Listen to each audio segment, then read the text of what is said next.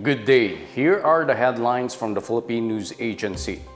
We begin today's newscast with the good news from the Paris Olympics as President Ferdinand R. Marcos Jr. proudly congratulated Filipino boxer Nesty Petecio, who just became a two-time Olympic medalist, clinching a bronze medal in the 57-kilogram category in women's boxing. Petecio, who already held a silver medal from the 2020 Tokyo Olympics, secured a bronze this time in the 2024 Paris Olympics.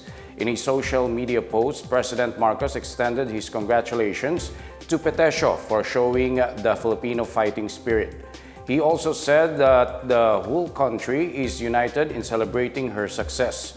Petecio's bronze marks the fourth medal for the Philippines in the ongoing Summer Games following Carlos Yulo's two gold medals in men's artistic gymnastics and Ira Villegas' bronze in the women's 50-kilogram in boxing. Meanwhile, the House of Representatives has conferred the Congressional Medal of Excellence to gymnast Carlos Yulo for bagging two gold medals in the 2024 Paris Olympics. The Chamber on Wednesday adopted House Resolution 1864, honoring Yulo as the first and only Filipino athlete to achieve two gold medals in a single Olympic series. Meanwhile, Filipino pole vaulter E.J. Obiena said he is taking one day at a time when it comes to deciding whether to give the Olympics another try in 2028 in Los Angeles, California. This comes after the 28-year-old Obiena finished fourth in the men's pole vault at the Paris Olympics despite battling a recurring back injury. Obiena's manager, James Lafferty, says Obiena's age would not be a barrier for the 2028 LA Olympics as older pole vaulters have succeeded at the Games. He also commended Obiena, who is ranked world number 2, for his courage to compete despite his injury. In the national news, the technology and innovation industries get a boost as President Ferdinand R. Marcos Jr. pledged a supportive government dedicated to the sector's growth and development. At the opening ceremony of the World Consumer Electronics Expo and World of Safety and Security Expo in Pasay City, Department of Information and Communications Technology Secretary Ivan John Uy conveyed the message of President Ferdinand R. Marcos Jr. He said the President congratulates World Bex Services International for bringing together renowned visionaries and trailblazers in the science and technology sectors, stimulating a more globally competitive, dynamic, and robust Philippines by elevating the standards of our technological landscape. The President also highlights the significant number of graduates in engineering, IT, and sciences annually that will ensure a steady supply of professionals. He vowed that his administration would be a supportive government that would help create a favorable working environment for them. He also assured continued government support to enhance the talent pool by providing learning and advancement opportunities, mentioning key academic institutions participating in the Engineering Research and Development for Technology program.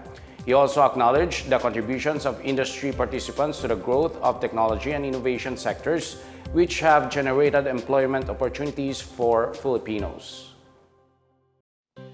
The Department of Agriculture is preparing to buy vaccines amid the outbreak of African swine fever or ASF in Batangas. The Batangas Provincial Veterinary Office reported 17 ASF cases in Lobo, 5 in Calatagan, 2 each in Lian and Talisay, and 1 each in Rosario and Lipa City. Agriculture Secretary Francisco Chu Laurel Jr. said the local government units may need to declare a state of calamity to enable emergency procurement of vaccines. The DA aims to get 10,000 doses in 2 weeks through emergency procurement. Laurel, meanwhile, assured coordination with the Philippine National Police and the Armed Forces of the Philippines to prevent the further spread of ASF by establishing checkpoints and other stringent biosecurity measures. The Bureau of Animal Industry says as of July 26, 150 barangays in 45 towns nationwide are under red zones or those with active ASF cases, while 476 areas have been upgraded to pink zones or buffer areas.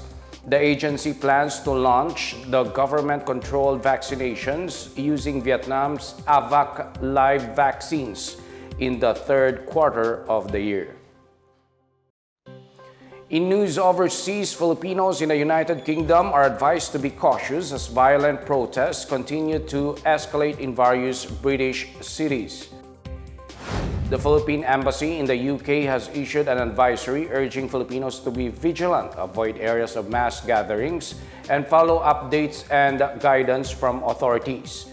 On July 30, 3 girls were killed while about 8 other children and 2 adults were hurt in a knife attack at a children's dance class in Southport in northwest England. The suspect has been arrested, but misinformation spread via social media led to protests erupting in Southport and spreading through other cities including Liverpool, Bristol, and Manchester. Hundreds of arrests have been made following clashes with police where many establishments were vandalized and looted. British Prime Minister Keir Starmer condemned the protests, calling them far-right thuggery. A wide array of deals and discounts awaits local tourists planning for trips here and abroad at the country's longest-running travel fair opening this September. The Philippine Travel Mart, which opens on September 6 to 8 at the SMX Convention Center in Pasay City, will offer event-exclusive travel packages, deals, and discounts worth up to 50%. At least 300 tour operators, travel agencies, airlines, hotels, resorts, and other exhibitors will gather at the event offering competitively priced packages for local travelers.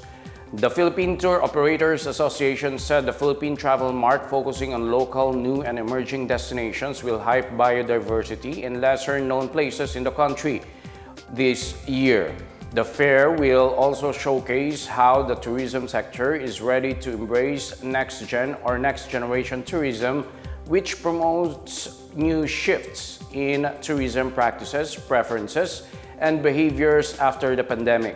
Tourism Promotions Board Chief Operating Officer Maria Margarita Nograles anticipates great advancements to the country's growing MICE or the meetings, incentives, conferences, and exhibitions sector. Tickets to the Philippine Travel Mart will be available for pre-selling online at 80 pesos starting next week and at a regular price of 100 pesos on site.